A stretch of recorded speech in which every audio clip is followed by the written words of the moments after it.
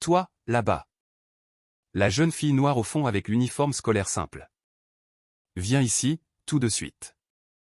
La voix de Stéphane Lambert trancha l'atmosphère feutrée du grand théâtre de la ville comme une lame de rasoir. 500 invités, parés de leurs plus beaux atours, se retournèrent d'un même mouvement, leurs regards convergeant créant une vague de curiosité silencieuse. 2 millions de spectateurs, connectés en ligne, assistaient à la scène, leurs visages éclairés par la lueur bleutée de leurs écrans. Manon Dubois avait 11 ans. Ses mains, qui tenaient un programme du gala, se mirent à trembler si violemment que le papier se froissa. « Je suis désolé, monsieur. Je ne voulais pas, garde tes excuses. » Il lui attrapa l'épaule, ses doigts s'enfonçant dans le tissu fin de sa blouse. Il la traîna sans ménagement jusqu'au centre de la scène, la propulsant dans le halo aveuglant du projecteur principal. Elle plissa les yeux, le monde autour d'elle se dissolvant en une masse sombre et indistincte au-delà de la lumière crue. Minuit 28, voyons voir si tu sais vraiment chanter, ou si tu ne fais que prendre de la place. Il se tourna vers son groupe, un claquement de doigts secs. Jouez-lui est plus haut que le ciel. La note impossible, celle qui m'a rapporté des millions. Il se pencha vers elle, son propre micro éteint mais le sien toujours allumé, son souffle chaud et menaçant contre son oreille. Rate en silence, gamine. Un frisson glacial parcourut l'échine de Manon. Dans la salle, le silence devint palpable, une tension collective suspendue dans l'air. Ce qu'elle fit ensuite ne se contenta pas de lui donner tort. Minuit 52, ce fut la démolition méthodique de tout ce qu'il avait bâti sur des mensonges. 4 heures plus tôt, Manon se tenait dans ce même théâtre, l'estomac noué comme un bretzel. Elle vivait dans un petit village en Provence avec sa mère, Valérie, et ses 2 jeunes frères, dans un appartement de 3 pièces où le chauffage ne fonctionnait que dans une seule chambre, la leur. Sa mère était infirmière à l'hôpital régional. Elle enchaînait les gardes de nuit, dormant le jour par tranches volées de 3 heures pendant que Manon préparait du gratin de pâtes pour ses frères et les aidait à faire leurs devoirs. 1h17, l'argent était la question lancinante, l'ombre constante. On peut se le permettre? Pas ce mois-ci. Peut-être l'année prochaine. Manon chantait depuis l'âge de 5 ans, debout au 2e rang de la chorale de l'église Saint-Pierre, chaque dimanche matin. À 7 ans, la directrice de la chorale, Monique Lefebvre, avait pris sa mère à part après la messe. Votre fille a l'oreille absolue. 1h42, Madame Lefebvre avait expliqué, ses yeux brillants d'une conviction passionnée, une personne sur 10 000 peut identifier n'importe quelle note simplement en l'entendant. Elle entend des choses que nous autres, nous ne pouvons pas percevoir.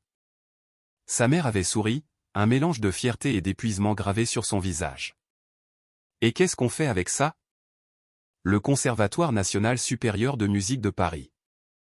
Une formation professionnelle. Madame Lefebvre marqua une pause. Ça coûte de l'argent que nous n'avons pas.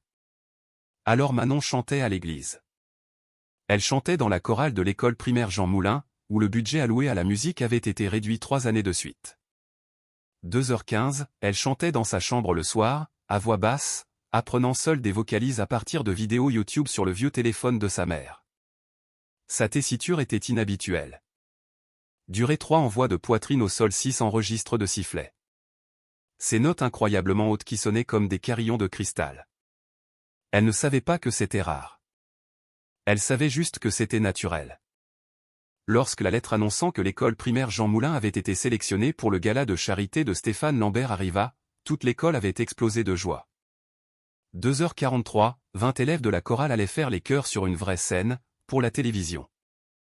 La mère de Manon lui avait acheté un chemisier blanc neuf dans un magasin à prix cassé, gardant l'étiquette jusqu'au matin même, au cas où il faudrait le rendre. Stéphane Lambert était célèbre pour ses galas, un chaque année dans une ville différente, récoltant des fonds pour les écoles défavorisées, posant pour des photos avec des enfants qui semblaient avoir besoin d'être sauvés. 3h10, la presse le qualifiait de généreux. Sa marque était bâtie sur le fait d'être la voix d'une génération. 4 albums de platine, 2 victoires de la musique, des contrats publicitaires avec de grandes marques. Et au centre de tout cela, il y avait cette note signature, ce contre-ut, Do 6, en voix de sifflet à la fin de plus haut que le ciel, que personne d'autre ne pouvait atteindre. Sauf que, pendant les balances cet après-midi-là, Manon avait entendu quelque chose qui n'avait aucun sens.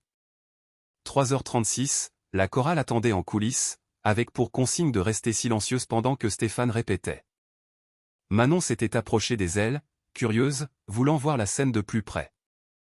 Et elle l'avait entendu tenter le pont de plus haut que le ciel. Il avait commencé avec force. Sa voix était bonne, travaillée, polie, elle sonnait cher. Mais lorsqu'il avait cherché cette fameuse note aiguë, quelque chose s'était brisé. 4h01, sa voix s'était cassée autour d'un la 5, 2 tons entiers en dessous de là où elle aurait dû être. Il s'était arrêté, frustré, et avait interpellé son ingénieur du son. Monte la piste sur cette section. J'ai besoin de plus de soutien. L'ingénieur, un homme nommé Marc Bernard, avait hoché la tête, ajusté quelque chose sur sa console, et quand Stéphane avait recommencé à chanter, la note était parfaite. Trop parfaite. Elle ne semblait pas provenir de sa gorge. 4h27, elle semblait provenir des enceintes.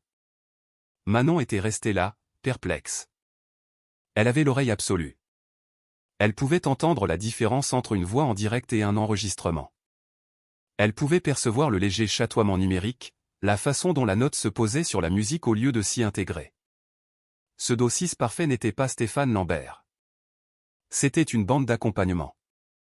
4h48, elle était retournée auprès de la chorale et n'avait rien dit.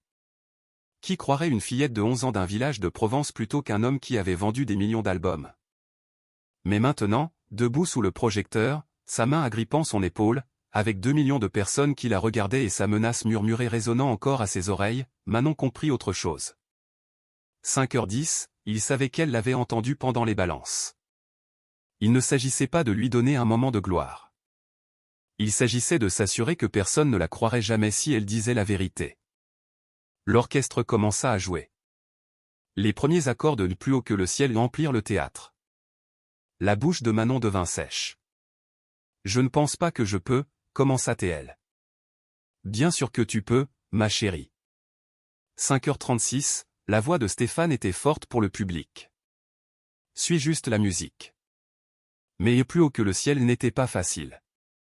Le couplet était confortable, mais le pont grimpait sans relâche vers ce fameux contretemps voix de sifflet qui avait rendu Stéphane Lambert célèbre.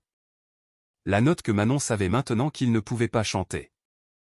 Stéphane recula, lui laissant l'espace pour échouer. 5h59, quand tu seras prête, dit-il, un sourire condescendant aux lèvres. Manon prit une profonde inspiration. La voix de sa grand-mère résonna dans sa mémoire, une parole du matin même, ma chérie, si quelqu'un essaie de te faire sentir petite, toi, tu te tiens grande. Elle ouvrit la bouche pour chanter, mais s'arrêta. Monsieur Lambert. Sa voix était faible, mais portée par le micro. Le sourire de Stéphane se crispa. Oui. 6h24, pouvez-vous couper la bande d'accompagnement, s'il vous plaît? Le théâtre devint silencieux. Stéphane cligna des yeux. Quoi? La bande d'accompagnement. Pouvez-vous la couper? Je veux la chanter pour de vrai. Des murmures confus parcoururent le public. Le sourire de Stéphane se figea. La bande d'accompagnement fait partie de l'arrangement, ma chérie. Mais vous l'avez chantée sans la piste aux balances, dit Manon, son cœur battant la chamade. 6h50, vous l'avez chantée seule. Le murmure s'intensifia. La mâchoire de Stéphane se contracta. Les balances sont différentes du spectacle. Alors, pouvez-vous la chanter en premier? Me montrer comment faire sans la piste? La question resta en suspens. Stéphane la dévisagea. Le public les dévisageait. Les caméras au Homer. Excuse-moi. Je veux apprendre de vous, dit Manon, sa voix toujours respectueuse mais ferme. 7h20, chantez-la sans la bande d'accompagnement pour que je puisse entendre comment vous faites. 3 secondes de silence. Puis Stéphane eut un rire sec. Tu veux que je passe une audition pour toi? Non, monsieur. Je veux juste voir si vous pouvez vraiment atteindre la note. Le théâtre explosa. Des halètements, des rires épars. Le visage de Stéphane devint rouge. Bien sûr que je peux atteindre la note. 7h44, je l'atteins depuis 15 ans. Alors, montrez-moi. La bouche de Stéphane s'ouvrit, se referma, sa main se crispa. Très bien, dit-il entre ses dents. Tu veux une démonstration? Il se tourna vers son ingénieur du son. Coupe la bande d'accompagnement. Toutes. L'ingénieur hésita. Fais-le. L'ingénieur appuya sur un bouton. La musique s'amincit, devint nue. Stéphane leva son micro et commença à chanter.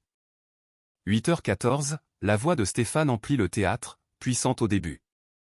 Confiant, il parcourut le couplet avec aisance, ses années de formation évidentes dans chaque respiration contrôlée, chaque transition douce. Le public se détendit légèrement. Peut-être n'était-ce qu'un malentendu. Peut-être que la gamine avait tort. Puis il atteignit le pont. La mélodie grimpa. Mi 4, Sol 4, Si 4.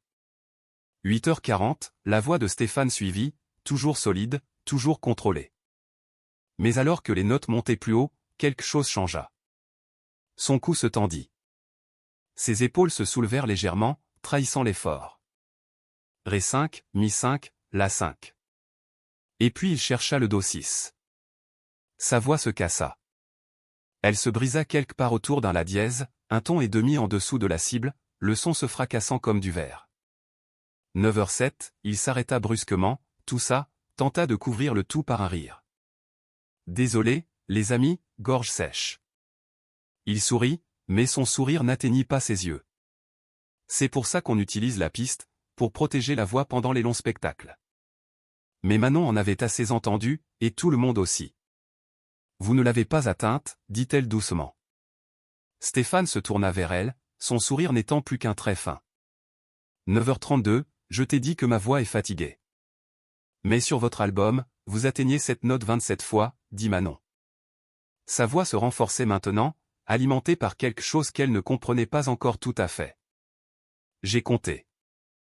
Et dans chaque vidéo en direct en ligne, vous l'atteignez parfaitement, à chaque fois. Le public s'agita. Des téléphones sortirent. Les gens commencèrent à se regarder. 9h57, qu'est-ce que tu essaies de dire? La voix de Stéphane avait une dureté nouvelle, le vernis lisse se craquelant. J'ai l'oreille absolue, dit Manon. Je peux entendre les fréquences. La note sur votre album, c'est 1046,5 Hz. C'est un Do 6. Mais ce que vous venez de chanter, c'était 932 Hz. C'est un La dièse 5. Quelqu'un dans le public murmura, a-t-elle raison? Le visage de Stéphane s'empourpra. Écoute, petite fille, 10h31, et la voix sur l'album, continua Manon, ses mots déferlant maintenant, irrépressibles. Elle ne ressemble pas à la vôtre. C'est une voix de femme. J'ai regardé les crédits de votre album. Il est écrit Chloé Martin. Voix additionnelles. Le théâtre explosa en chuchotements. Stéphane s'avança vers elle, ne souriant plus. Tu dois te taire, tout de suite. Pourquoi? Demanda Manon. 10h57, et pour la première fois depuis qu'elle avait été traînée sur cette scène, elle ressentit autre chose que de la peur. Parce que je dis la vérité. Parce que tu as 11 ans et que tu ne sais pas de quoi tu parles. Je sais ce que j'ai entendu aux balances. Je sais ce que j'entends maintenant. Manon regarda le public, les caméras, les 2 millions de personnes qui regardaient.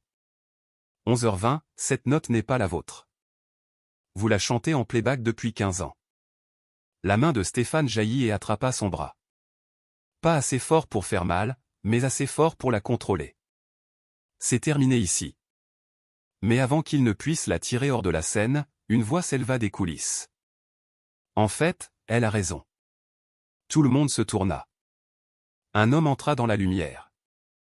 11h47, l'ingénieur du son de Stéphane, Marc Bernard, celui qui était à la console toute la soirée. Son visage était pâle mais déterminé. Je suis ton ingénieur depuis 5 ans, Stéphane. À chaque spectacle, j'ai lancé cette bande d'accompagnement. Tu n'as jamais chanté cette note en direct. Pas une seule fois. Le théâtre devint complètement silencieux. La prise de Stéphane sur le bras de Manon se desserra. Il regarda son ingénieur comme si l'homme venait de lui planter un couteau dans le dos. 12h09, tu es viré, murmura Stéphane. Je sais, dit l'ingénieur. Mais elle a 11 ans, et elle est plus courageuse que je ne l'ai été pendant 5 ans. Le silence dans le théâtre était absolu.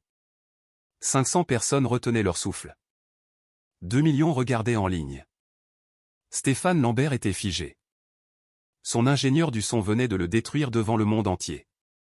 12h35, c'est ridicule, dit Stéphane, la voix tremblante.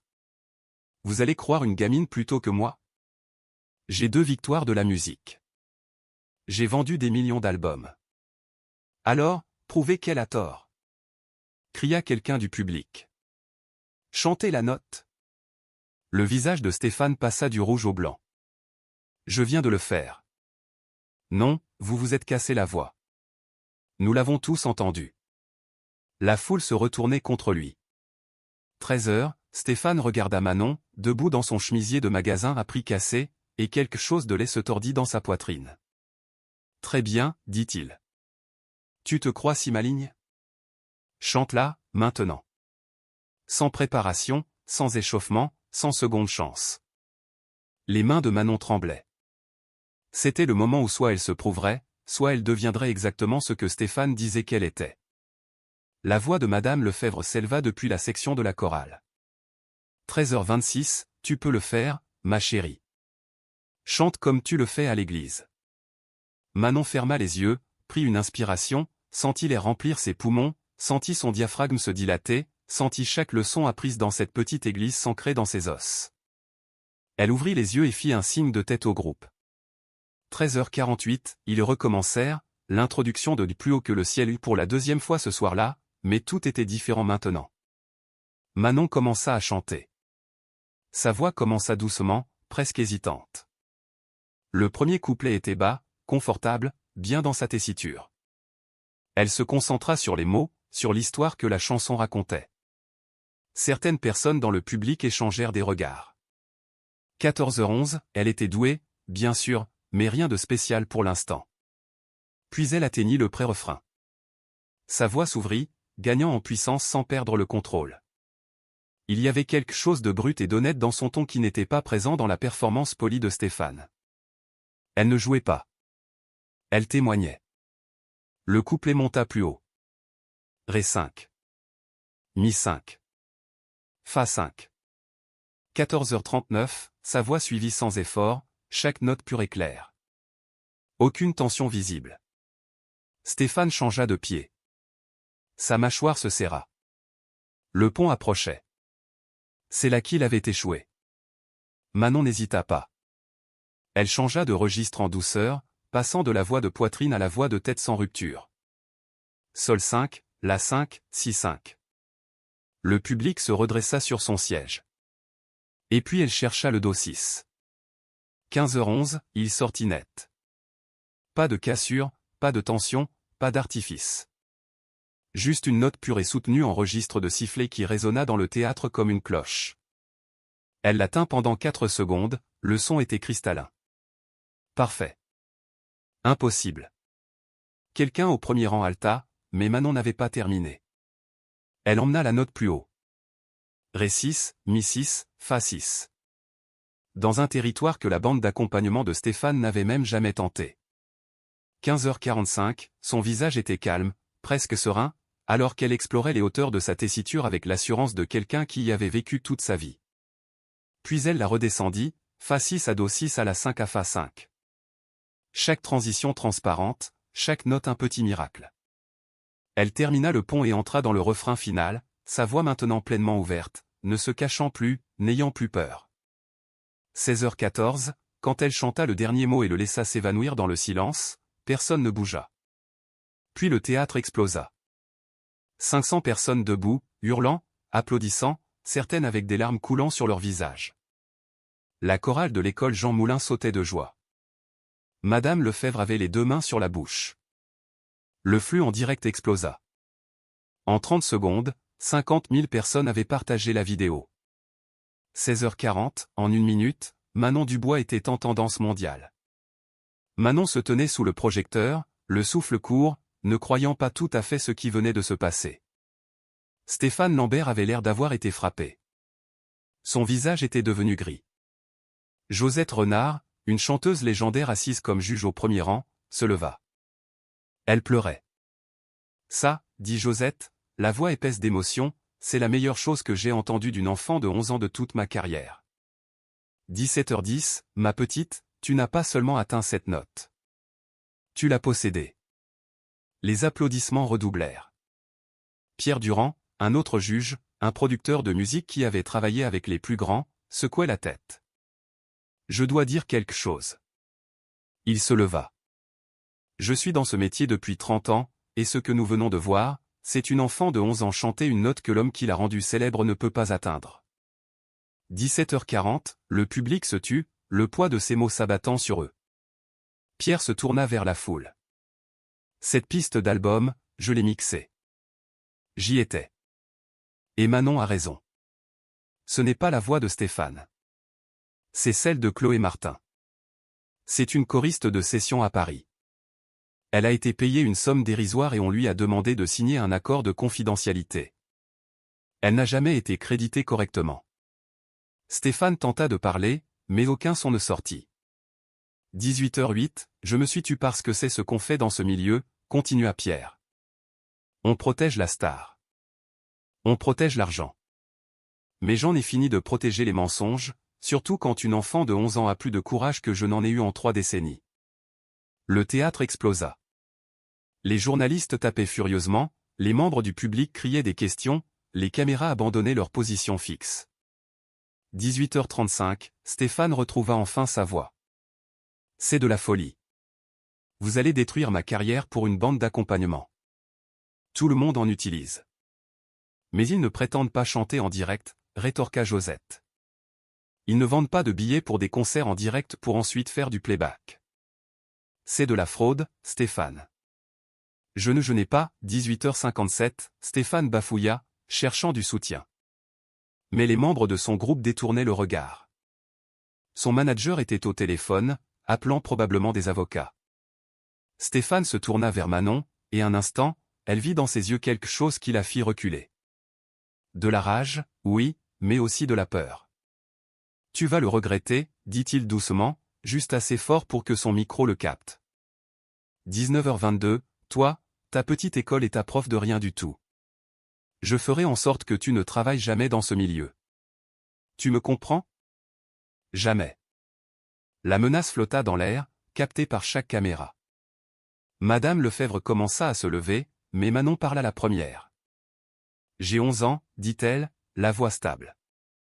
Je ne travaille pas dans ce milieu. Je chante juste parce que j'aime ça. 19h47, et ça, vous pouvez pas me l'enlever. Elle marqua une pause, puis ajouta, mais peut-être que quelqu'un devrait vous l'enlever à vous. Le théâtre se tut. Puis quelqu'un commença un applaudissement lent, puis un autre. En quelques secondes, 500 personnes applaudissaient, non pas pour Stéphane Lambert, mais pour une enfant qui avait refusé de mentir. Stéphane regarda les caméras, les ruines de tout ce qu'il avait construit. 20h14, puis il quitta la scène. À l'instant où son pied toucha les coulisses, le théâtre explosa à nouveau. Les gens étaient sur leur téléphone. Le chat du direct défilait trop vite pour être lu. Quelqu'un cria, regardez Twitter. Il est déjà en tendance. Plus Manon Dubois. Stéphane Lambert exposé. Fraude Stéphane Lambert. Carrière finie Lambert. 20h40, en 5 minutes, sa page Wikipédia avait été modifiée. En 10, les grands blogs musicaux publiaient des articles avec des titres comme « Un célèbre chanteur démasqué par une fillette de 11 ans ». En 15, 3 de ses sponsors avaient publié des communiqués disant qu'ils réévaluaient leur relation avec lui. Manon se tenait sur cette scène, entourée par le chaos qu'elle avait créé simplement en disant la vérité, et ressentit quelque chose qu'elle n'avait jamais ressenti auparavant. 21h05, pas de la fierté, exactement, ni du triomphe, juste la certitude tranquille d'avoir fait ce qu'il fallait. Même si elle n'avait aucune idée de ce qui allait suivre. Le chaos dura 20 minutes avant que la sécurité n'évacue le théâtre. Manon était assise en coulisses sur une chaise pliante, le bras de Madame Lefebvre autour de ses épaules, regardant des adultes se disputer en murmures urgents. 21h31, organisateur d'événements, l'équipe de management de Stéphane, des gens en costume cher parlant dans leur téléphone. Personne ne lui parlait. Sa mère avait appelé 3 fois de l'hôpital. Impossible de quitter sa garde. Ma chérie, que s'est-il passé? Tu vas bien? Manon ne savait pas comment répondre. Ce qui s'était passé, c'est qu'elle avait détruit la carrière d'un homme célèbre en 3 minutes. 21h56, quant à savoir si elle allait bien, ce n'était pas clair. Et oui, elle voulait sa mère, mais l'hôpital régional était à 40 minutes, et sa mère ne pouvait pas se permettre de perdre cette garde. Je vais bien, maman. Madame Lefebvre est là. C'était il y a 1 heure. Maintenant, il était presque minuit. Les autres enfants de la chorale étaient rentrés chez eux. Le théâtre était vide, à l'exception de l'équipe qui démontait le matériel. 22h21, Manon était toujours assise sur cette chaise pliante, attendant. C'est alors que l'avocat de Stéphane arriva. C'était un homme d'une 50aine d'années, portant un costume qui coûtait probablement plus que ce que la mère de Manon gagnait en 6 mois. Il portait une mallette en cuir et avait un sourire qui n'atteignait pas ses yeux. « Mademoiselle Dubois », dit-il en tirant une chaise. 22h43, je suis Nicolas Moreau. Je représente Monsieur Lambert. Le bras de Madame Lefebvre se resserra. Elle a 11 ans. Si vous voulez lui parler, sa mère doit être présente. Bien sûr. Je ne suis pas ici pour interroger qui que ce soit. Je suis ici pour résoudre ce malheureux malentendu. Il n'y a pas de malentendu, dit Madame Lefebvre. Votre client ne peut pas chanter les notes pour lesquelles il est célèbre. 23h08, c'est de la fraude. Le sourire de Moreau ne vacilla pas. L'industrie de la musique est complexe. Les artistes utilisent un soutien vocal, des bandes d'accompagnement, des améliorations de studio. C'est la norme. Ce qui s'est passé ce soir, c'est une jeune fille qui a porté des accusations graves sans comprendre le contexte professionnel. Je comprends qu'il a menti, dit doucement Manon. Moreau se tourna vers elle. Non, ma chérie. 23h34, tu as mal compris. Et malheureusement, cela a causé un préjudice important à Monsieur Lambert. Ses sponsors menacent de se retirer. Ses dates de tournée sont en péril. Des millions d'euros de dommages. Le mot dommage flottait comme une menace. Êtes-vous en train de menacer de poursuivre une enfant de 11 ans? La voix de Madame Lefebvre était glaciale. Pas du tout. Nous espérons éviter une action en justice, c'est pourquoi je suis ici avec une solution. 24h02, il ouvrit sa mallette, en sortit un document. Si Manon signe ceci, nous pourrons tous aller de l'avant.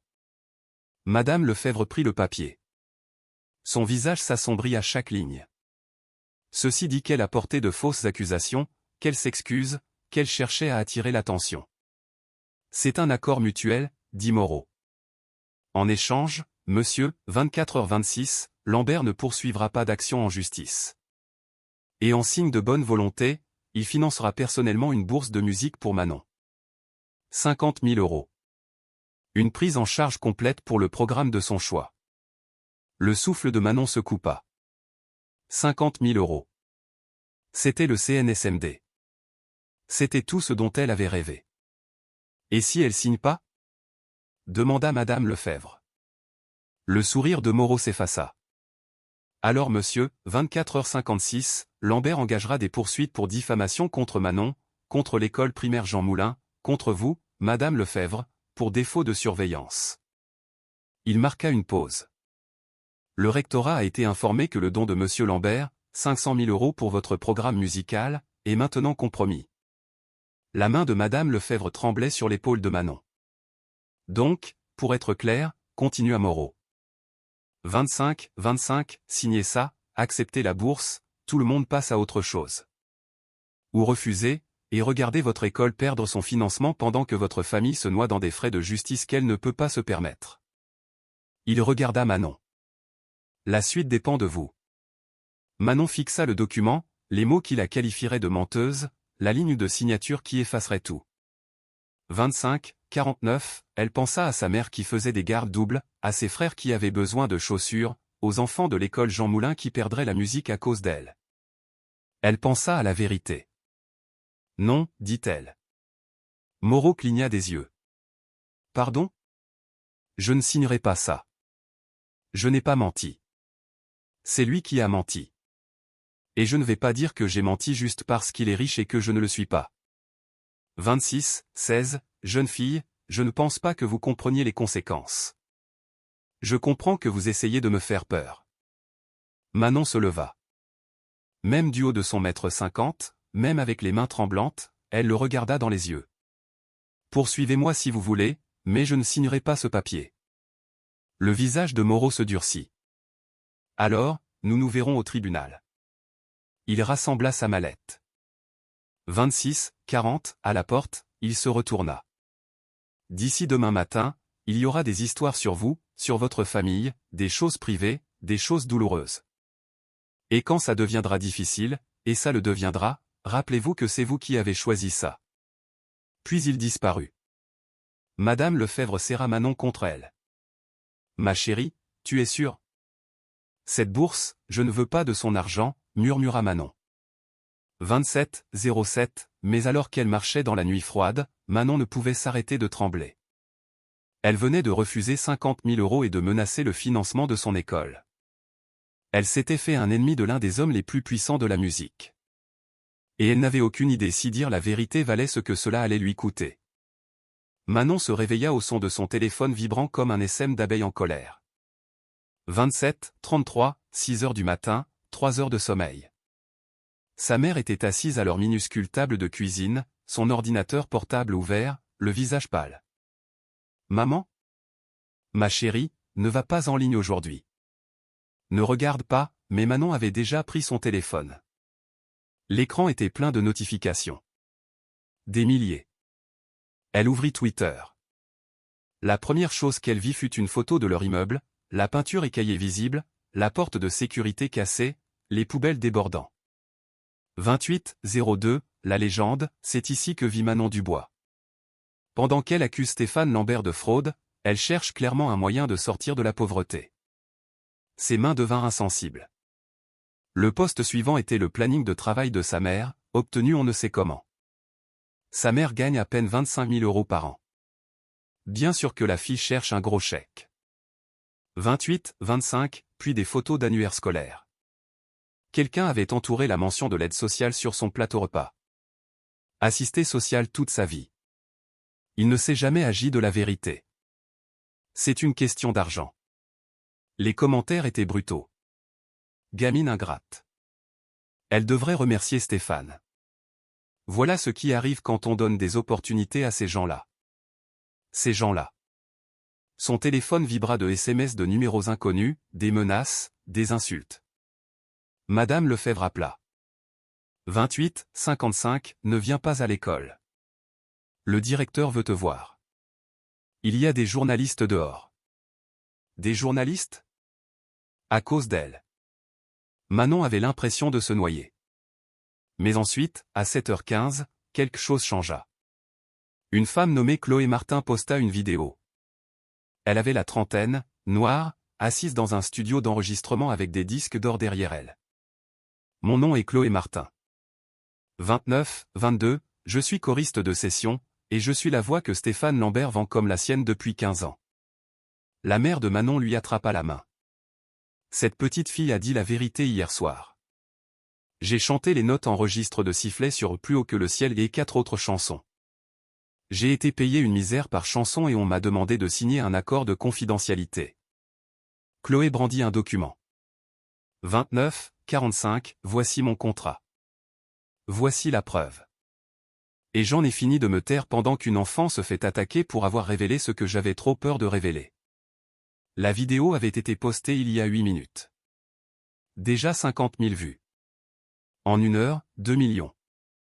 En 3 heures, 7 autres choristes de session se manifestèrent. Chacun avec des contrats, chacun avec des enregistrements, chacun confirmant ce que Manon avait dit. 30:14, à midi, le récit s'était inversé. Stéphane Lambert exposé était en tendance avec des preuves, pas des spéculations. Manon était assise sur son canapé usé, regardant Internet démolir l'homme qui avait tenté de la détruire. Elle n'était plus seule. Stéphane Lambert n'allait pas se laisser faire. L'après-midi même, son équipe juridique déposa une plainte en diffamation de 10 millions d'euros, non seulement contre Manon, mais aussi contre Chloé Martin, contre Pierre Durand, le producteur qui avait pris la parole au gala, et contre l'école primaire Jean Moulin pour avoir permis à une mineure de faire de fausses accusations publiques. 30:51, 10 millions d'euros. La mère de Manon regarda le document juridique qui avait été remis en main propre à leur appartement à 15 heures. Ses mains tremblaient si fort qu'elle pouvait à peine tenir le papier. « Nous n'avons pas d'argent pour un avocat, murmura-t-elle. Nous n'avons d'argent pour rien. » Le procès était stratégique, conçu non pas pour gagner, mais pour terrifier. 31-17, l'équipe de Stéphane savait que même s'il perdait, les frais de justice seuls ruineraient toutes les personnes impliquées. C'était une arme, et il la maniait avec précision. Mais la contre-attaque allait plus loin que les poursuites. À 16 heures, les sites de potins publiaient des histoires coordonnées. Des sources proches de la famille Dubois affirmaient que la mère de Manon avait poussé sa fille à affronter Stéphane, que tout avait été planifié pour extorquer de l'argent. 31-42, un article incluait des citations d'anciens voisins, disant que la famille était connue pour jouer les victimes et chercher des aides. Rien de tout cela n'était vrai. Tout était publié. À 17 heures, l'école de Manon était assiégée. Pas seulement des journalistes maintenant, mais des fans en colère de Stéphane Lambert, des adolescents et des adultes devant l'école Jean Moulin avec des pancartes. Menteur. 32-08, fraudeur. Laissez Stéphane tranquille. Le directeur convoqua une réunion d'urgence. Manon et sa mère étaient assises en face de lui dans son bureau, et il semblait avoir vieilli de 10 ans en une nuit. « Je suis désolé, dit-il, mais le conseil d'administration envisage de suspendre Manon en attendant l'enquête. » L'enquête sur quoi? Demanda la mère de Manon. Elle a dit la vérité. 32-33, vous avez vu la vidéo. Tout le monde l'a vue. Le conseil s'inquiète de l'attention, des menaces. Nous avons dû augmenter la sécurité. Des parents appellent, inquiets pour la sécurité de leurs enfants. Il se frotta le visage. Et les avocats de Stéphane Lambert menacent de poursuivre le rectorat pour négligence. Ils disent que nous avons manqué à notre devoir de surveillance de Manon.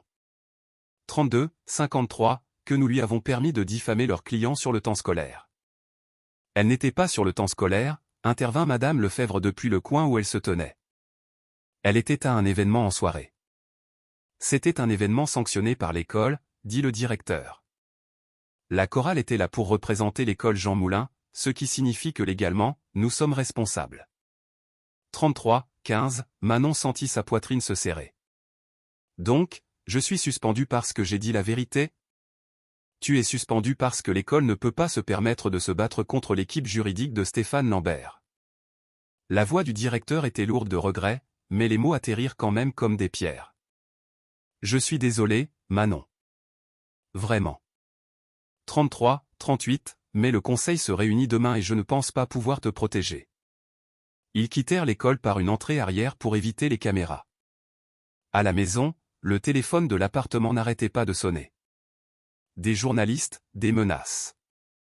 Quelqu'un se prétendant des services sociaux disant avoir reçu des signalements selon lesquels la mère de Manon exploitait son enfant. C'était faux.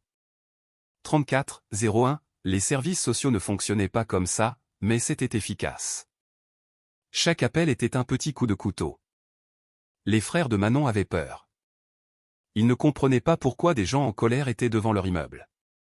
Pourquoi leur sœur était à la télé, pourquoi tout semblait s'effondrer. Ce soir-là, la mère de Manon s'assit sur le bord de son lit. Ses yeux étaient rouges d'avoir pleuré.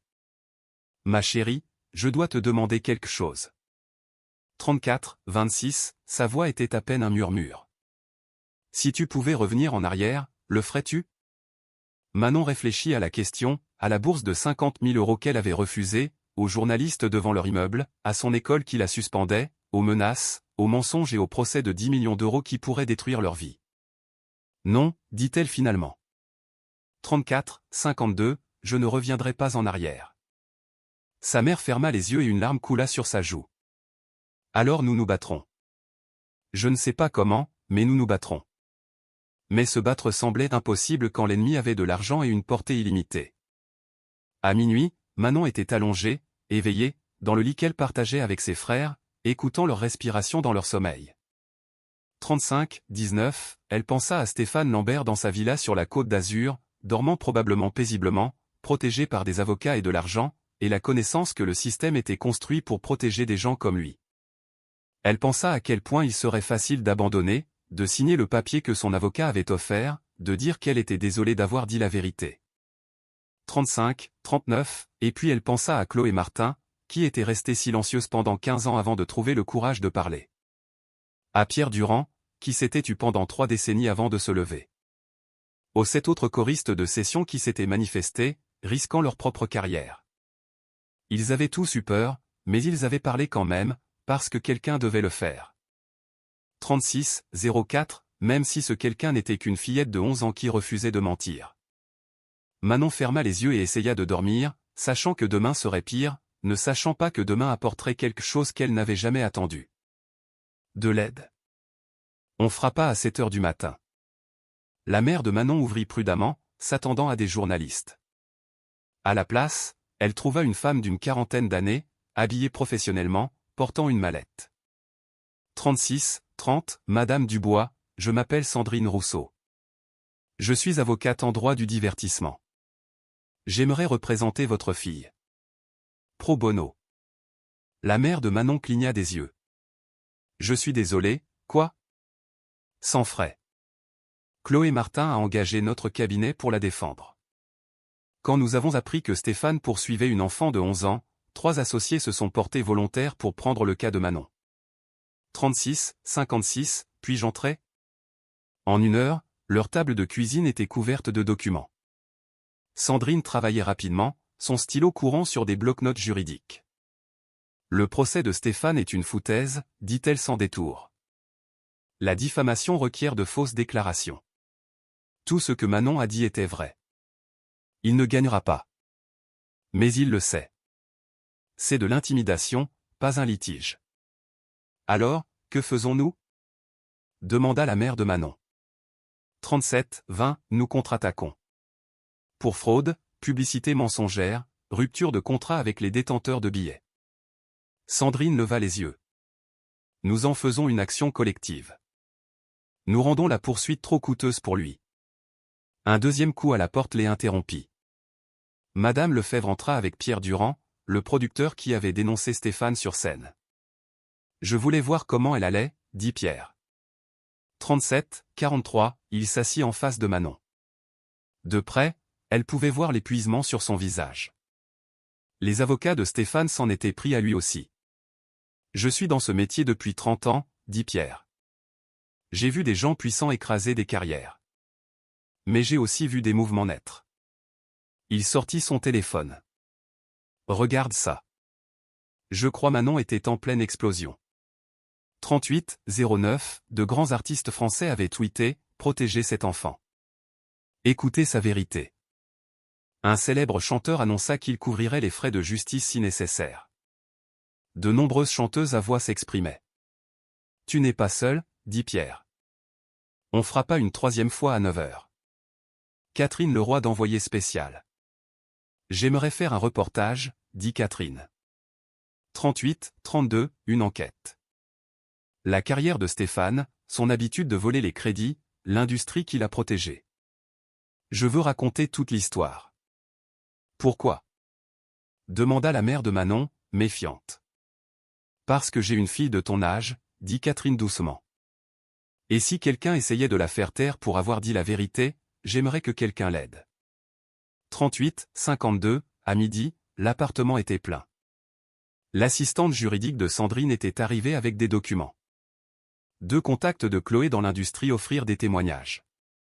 Madame Lefebvre coordonnait avec les enseignants de l'école Jean Moulin qui voulaient soutenir Manon publiquement. Puis Chloé Martin elle-même arriva.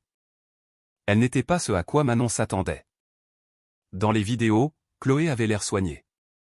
39, 14, en personne, elle avait l'air fatiguée, humaine, effrayée. Elle s'assit à côté de Manon et lui prit la main. J'avais 23 ans quand j'ai signé cet accord de confidentialité, dit Chloé. J'avais besoin de l'argent. J'avais besoin du crédit. Et quand ils ont enterré mon nom là où personne ne le verrait, je me suis dit que c'était normal, que c'était le business. Elle marqua une pause. 39, 38, je me suis raconté ce mensonge pendant 15 ans, jusqu'à ce que je voie une enfant de 11 ans refuser de mentir. J'ai peur, admit Manon. Moi aussi, dit Chloé. Mais nous avons peur ensemble maintenant. C'est différent. Le soir, Le récit changeait, pas seulement sur les réseaux sociaux, mais dans les grands médias. Le Monde, une choriste de session parle, les voix cachées derrière la pop française. 40-07, les Inrecuptibles préparaient une enquête sur tout le catalogue de Stéphane. Télérama enquêtait sur le nombre d'autres artistes ayant des arrangements similaires. L'histoire avait dépassé Manon. Il s'agissait de gens dont le travail était volé, dont le talent était utilisé et jeté, dont les noms étaient effacés pour que d'autres puissent briller. Le directeur de l'école Jean Moulin appela. 40-29, le conseil d'administration avait voté. Manon n'était pas suspendue. Au lieu de cela, il refusait le don de Stéphane et publiait une déclaration publique soutenant le droit de Manon à dire la vérité. Nous ne voulons pas de l'argent de quelqu'un qui attaque les enfants. Ce soir-là, une cagnotte en ligne apparut. Pas de la famille de Manon, mais des parents de l'école Jean Moulin, des membres de la communauté, des étrangers qui avaient vu les vidéos. 41-00, l'objectif était de 50 000 € pour remplacer le don de Stéphane. Elle a recueilli 300 000 € en 6 heures. Manon était assise sur son canapé, regardant les dons défiler, lisant les messages de personnes qu'elle n'avait jamais rencontrées. Des enseignants, des musiciens, des parents, des enfants de son âge qui disaient qu'elle les avait inspirés. Sa mère lut depuis son téléphone, la voix épaisse. Je suis musicien de session à Lyon. 41-26, on m'a volé mon travail pendant 20 ans. Regardez, Manon m'a donné le courage d'exiger un crédit approprié. Merci, courageuse fille. Pierre avait eu raison. C'était plus grand qu'un procès, qu'une carrière, qu'une enfant effrayée. C'était un mouvement. Et Manon Dubois, 11 ans, un M45, était en son centre, non pas parce qu'elle voulait de l'attention, de l'argent ou la gloire, mais parce qu'elle avait fait la chose la plus simple et la plus difficile au monde. Elle avait refusé de mentir. 42-01, la salle d'audience était plus petite que Manon ne l'avait imaginé. Tribunal judiciaire de Paris, avec ses murs lambrissés et ses néons qui bourdonnaient. 30 personnes remplissaient la galerie, principalement des journalistes et des sympathisants qui avaient fait la queue à l'aube. Stéphane Lambert était assis à la table du demandeur avec 5 avocats en costume chair. 42-24, il portait un blazer marine et une expression de dignité blessée. Manon était assise à la table de la défense entre sa mère et Sandrine Rousseau, ses jambes pendant de la chaise, n'atteignant pas tout à fait le sol. Elle portait le même chemisier blanc du gala, la plus belle chose qu'elle possédait.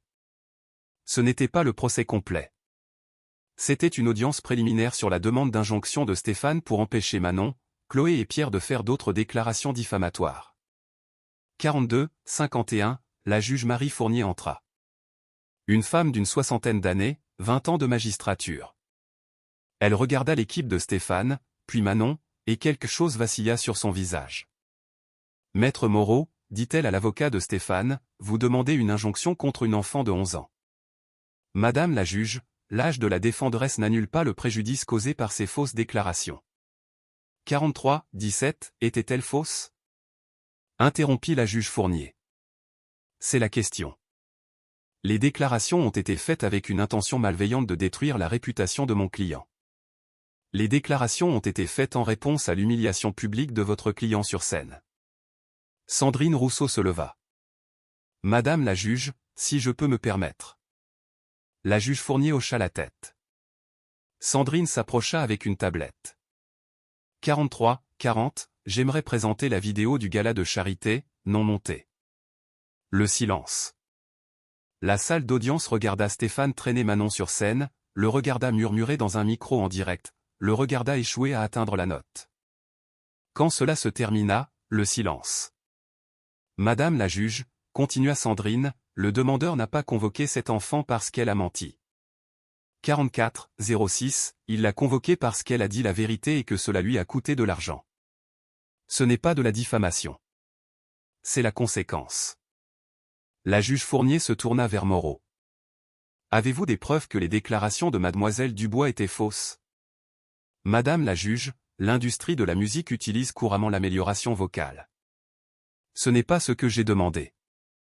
44-31, a-t-elle menti? Oui ou non? Moreau se déplaça. La caractérisation de l'utilisation par mon client de pratiques standards comme de la fraude est diffamatoire. Oui ou non, maître? Le silence s'étira. Nous pensons que le contexte était trompeur, dit finalement Moreau. Donc, non. La juge Fournier prit une note. Maître Rousseau, avez-vous des preuves étayant les affirmations de mademoiselle Dubois? Oui. J'aimerais appeler Chloé Martin. 45-02, Chloé vint à la barre, prête à serment. Sandrine la guida à travers son témoignage, les contrats, les accords de confidentialité, les enregistrements prouvant que sa voix était sur les albums de Stéphane, les emails lui demandant explicitement de ne jamais réclamer de crédit. Mademoiselle Martin, demanda Sandrine, quand vous avez entendu Manon Dubois dire que Stéphane Lambert ne pouvait pas chanter ses notes, qu'avez-vous pensé? J'ai pensé, enfin. 45-27, quelqu'un l'a dit à voix haute. Et avait-elle raison? Oui, complètement. Sandrine s'assit. Moreau se leva pour le contre-interrogatoire, mais la juge Fournier leva la main. J'en ai assez entendu. Elle regarda directement Stéphane. Monsieur Lambert, je vais vous demander quelque chose. Vous êtes sous serment, même si vous n'êtes pas à la barre. Pouvez-vous, maintenant, dans cette salle d'audience, chanter la note en question? Le visage de Stéphane devint pâle. 45-56, Madame la juge, je ne vois pas en quoi c'est pertinent. C'est extrêmement pertinent. Vous demandez à ce tribunal de faire taire des gens qui disent que vous ne pouvez pas atteindre une note. Prouvez-leur qu'ils ont tort. Chantez-la. La salle d'audience retint son souffle. Stéphane regarda ses avocats, la juge, Manon. Ma voix n'est pas échauffée. Je ne peux pas simplement chanter à la demande. 46-21, vous avez chanté à la demande pendant 15 ans, dit la juge Fournier. Vous avez vendu des billets pour des concerts en direct. Vous pouvez sûrement le démontrer une fois. La bouche de Stéphane s'ouvrit, se referma. Aucun son ne sortit. C'est bien ce que je pensais. La juge Fournier prit son marteau. La demande d'injonction est rejetée. De plus, je sanctionne le demandeur pour avoir intenté un procès frivole destiné à faire taire un discours véridique. Monsieur, 46-49, Lambert, vous ne pouvez pas traîner une enfant de 11 ans au tribunal parce qu'elle vous a embarrassé. Elle regarda Manon. Mademoiselle Dubois, vous êtes libre de continuer à raconter votre histoire. Cela s'appelle la liberté d'expression. Elle protège la vérité, même quand la vérité est dérangeante. Le marteau tomba. La galerie explosa. Les journalistes se précipitèrent vers les sorties. 47-12, les flashs des appareils photo crépitèrent. Stéphane Lambert était assis, figé, ses avocats rangeant déjà leurs mallettes. Manon sentit les bras de sa mère autour d'elle, sentit la main de Madame Lefebvre sur son épaule, entendit Chloé pleurer de soulagement. Devant le palais de justice, Catherine Leroy attendait avec son équipe d'envoyés spécial. Manon, comment vous sentez-vous? J'ai l'impression de pouvoir à nouveau respirer. 47-38, ce soir-là, l'épisode d'envoyé spécial fut diffusé. 18 millions de personnes regardèrent l'enquête de Catherine. Ils virent des contrats avec des choristes de session. Ils virent une analyse de fréquence prouvant que la voix n'était pas celle de Stéphane. Ils virent des musiciens réduits au silence par des accords de confidentialité. Ils virent Stéphane, sur la défensive et en colère, se prétendant victime. 48-02, ils le virent refuser de chanter la note quand Catherine le lui demanda. Et ils virent Manon, 11 ans, dans son petit appartement, expliquant ce qu'était l'oreille absolue, comment elle avait su, pourquoi elle avait parlé. Je n'essayais pas de le blesser, dit-elle à la caméra. Je disais juste la vérité. Je ne savais pas que la vérité pouvait être si dangereuse. Au générique de fin, les derniers sponsors de Stéphane s'étaient retirés. Son label le laissa tomber. 48-31, sa résidence à Monaco annulée. Le comité des victoires de la musique annonça qu'il réexaminait ses récompenses. Sa carrière, bâtie sur des voix volées et des mensonges protégés, était terminée. Anéantie par une enfant qui avait simplement refusé de se taire. 3 mois plus tard, Stéphane Lambert déposa le bilan. L'action collective fut réglée. 48-56, des milliers de détenteurs de billets reçurent des remboursements.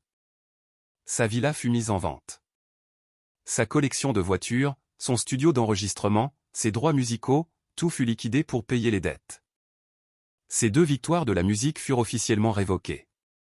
l'Académie cita une représentation frauduleuse de la performance vocale, une première dans l'histoire des victoires. 49-19, Stéphane tenta une tournée de retour 6 mois plus tard. Acoustique et sans filtre, promettant tout en direct, une transparence totale, 8 dates dans de petites salles. Il vendit 11% des billets. Les critiques furent brutales. La voix de Lambert, exposée sans la magie du studio, révèle un ténor quelconque avec une tessiture limitée. L'empereur est nu. Après le 3e spectacle, il annula le reste. 49-48, aux dernières nouvelles, il enseignait le business de la musique dans une université privée en ligne, réalisant des vidéos promotionnelles que personne ne regardait. Mais cette histoire n'est pas celle de la chute de Stéphane. C'est celle de ceux qui s'est élevé. Manon Dubois reçut 5 offres de grandes maisons de disques. Sa mère les déclina toutes. Elle a 11 ans. Elle doit d'abord être une enfant. Au lieu de cela, Manon signa avec un label indépendant dirigé par des musiciens noirs. 50-17, le contrat était inhabituel. Pas d'album requis avant 16 ans. Contrôle créatif garanti. Propriété de ses masters. Et 15% de ses gains allèrent à un fonds qu'elle créa. Les voix indomptables. Le fonds offrait des bourses à de jeunes chanteurs de milieux défavorisés, formation vocale gratuite, solfège, et éducation juridique sur les contrats et les droits. 50-43, 50 bourses la première année, 200 la troisième. Manon enregistra un seul single, Ma propre voix. Elle l'écrivit avec Chloé Martin, sur le fait de trouver son courage, de dire la vérité, de dire non quand tout le monde s'attend au silence. Il fut disque d'or en 6 semaines. Le clip montrait Manon chantant dans son église, son école, son appartement, les endroits où sa vraie voix était née. 51-10, à la fin, 50 boursiers la rejoignaient. Toutes origines, tous milieux, tous crédités, tous visibles. L'industrie changea. La France adopta la loi Manon, exigeant la divulgation lorsque les concerts en direct utilisaient des voix préenregistrées. Les billets devaient le mentionner. Toute violation était une fraude à la consommation. 51-39, l'Académie des Victoires réforma les exigences de crédit. Toutes les soumissions nécessitaient une documentation détaillée de chaque vocaliste. Voix additionnelles n'étaient plus acceptables. Il fallait les nommer. Les plateformes de streaming ajoutèrent des onglets de crédit à chaque chanson. Les musiciens de session, invisibles pendant des décennies, avaient soudain des noms attachés à leur travail. Un syndicat de musiciens de session se forma. 52-03, 2000 membres la première année. Ils négocièrent des normes minimales, un crédit approprié, une participation aux redevances, une protection juridique. La carrière de Chloé Martin explosa. Elle avait été dans l'ombre pendant 15 ans, maintenant elle faisait la couverture des magazines. Elle sortit son propre album. 52-30, elle gagna une victoire de la musique, une vraie. Dans son discours de remerciement, elle remercia Manon. J'ai eu trop peur de parler pendant 15 ans. Cette fillette de 11 ans m'a montré ce qu'est le courage. Ce prix nous appartient à toutes les deux. Pierre Durand créa une société de production dédiée à créditer correctement les nouveaux talents. J'en ai fini de protéger les imposteurs. Je protège la vérité maintenant. 52-54, le programme musical de l'école Jean Moulin devint le mieux financé du département. 800 000 € de la cagnotte en ligne. 2 nouveaux professeurs, des instruments pour tout le monde, des bourses au nom de Madame Lefebvre. Madame Lefebvre reçut des offres d'écoles prestigieuses. Elle les refusa. Mes enfants sont ici. Je reste. 1 an après le gala, Manon chanta aux Victoires de la musique. 12 ans maintenant. 53-20, toujours à l'école normale, partageant toujours une chambre, chantant toujours à l'église. Elle se tenait sur cette scène dans une robe simple. Pas de production élaborée, juste sa voix et un piano joué par Chloé. Elle chanta Ma propre voix. Quand elle atteignit la note finale, un do si soutenu qui résonna clairement dans l'accord Arena, 53-44, 18 000 personnes se levèrent. Pas parce que c'était impossible, mais parce que c'était honnête. Souvenez-vous de ce moment où Stéphane Lambert a désigné une petite fille noire dans un uniforme simple et l'a traînée sur scène, s'attendant à ce qu'elle s'effondre? Quand il a murmuré « Ne te ridiculise pas » dans un micro en direct, pensant que personne ne s'en soucierait. Il pensait lui apprendre à connaître sa place. 54-09, il ne savait pas qu'elle était sur le point d'apprendre au monde ce qu'est la vérité. 18 mois plus tard, Manon Dubois a 13 ans, toujours dans cet appartement en Provence, partageant toujours une chambre avec ses frères, prenant toujours le bus. Mais tout a changé. Les chanteurs de sessions invisibles pendant des décennies ont maintenant leur nom en lumière. Les jeunes artistes ont une protection juridique. 54-32, le public exige la transparence. Et à travers le pays, des enfants chantent sans peur parce qu'ils ont vu une fillette de 11 ans refuser de se faire petite. Manon n'a pas seulement atteint une note que Stéphane Lambert ne pouvait pas atteindre. Elle a atteint une note que toute l'industrie ne pouvait ignorer. La note qui dit « ta vérité compte plus que leur confort ». La note qui dit « être petit ne signifie pas être silencieux ». 54-58, Stéphane pensait pouvoir la détruire avec des menaces, des procès et de l'argent. Il a appris ce que chaque tyran apprend. On ne peut pas faire taire quelqu'un qui a décidé que sa voix comptait. Aujourd'hui, Stéphane donne des cours en ligne que personne ne se rappelle. Récompense révoquée, villa vendue, son héritage est une mise en garde. Et Manon, toujours juste une enfant qui aime chanter, qui fait ses devoirs et se dispute avec ses frères, qui oublie parfois qu'elle a changé une industrie. C'est ça, le vrai courage. 55-26, il n'a pas besoin d'annonces, de projecteurs ou de millions d'euros. Parfois, il ressemble à une fillette de 12 ans qui dit non quand tout le monde s'attend à ce qu'elle cède. Alors, voici la question. Si vous aviez été là, auriez-vous défendu Manon quand les avocats sont arrivés? Quand les menaces ont commencé, quand tout le monde disait de se taire? Ou seriez-vous resté assis, soulagé que ce ne soit pas vous? 55-52, nous pensons tous que nous serions des héros. Mais le courage est plus difficile que nous l'imaginons. Et si on vous a déjà dit de rester petit, de connaître votre place, d'accepter le mensonge, partagez votre histoire. La voix de Manon n'était qu'un début. La vôtre compte aussi. Retournez à la minute 45. Regardez l'avocat de Stéphane réaliser qu'il est en train de perdre. Regardez son visage quand la juge demande à Stéphane de chanter. 56-18, il y a une micro-expression. De la panique pure. Si cette histoire vous a rappelé pourquoi la vérité compte, partagez-la. Si elle vous a fait réfléchir à votre propre voix, abonnez-vous. Le monde n'a pas besoin de plus de gens qui se taisent pour rester en sécurité. Il a besoin de plus de Manon. Peut-être que c'est vous.